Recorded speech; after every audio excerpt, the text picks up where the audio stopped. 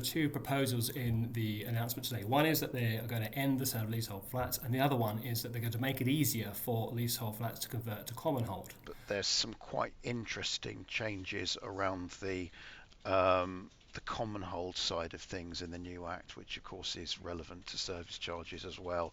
I mean, if common hold is going to be the default tenure for flats going forward, then one will be paying service charges pursuant to a common hold regime.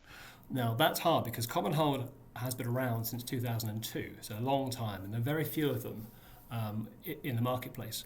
And that's difficult because the legal industry, the profession, myself included, haven't had a great deal of experience in dealing with Commonhold flats. I think my initial concern will be that it's going to cause greater delay while everyone learns what the new proposals are going to be and how we deal with them. So in terms of whether or not this will improve the market, the industry, I don't think it will. And I think if it were me, I would concentrate more on regulating the service charge element, which is often the problem, as opposed to the actual structure of the flat ownership. Like with all these things, there is a huge amount of devil in the detail, and it remains to be seen. For example, where the carve-outs will be to the ban on the sale of new leasehold flats.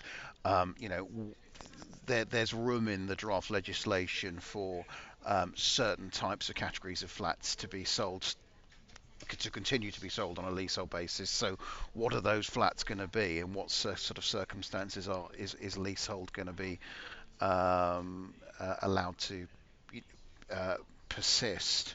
I can see a great deal of kickback from certain vested sectors, like, for example, the pension funds, on the proposed moves around pushing down ground rents to a maximum of £250 per year, which is only, which will go back down to a peppercorn after 40 years.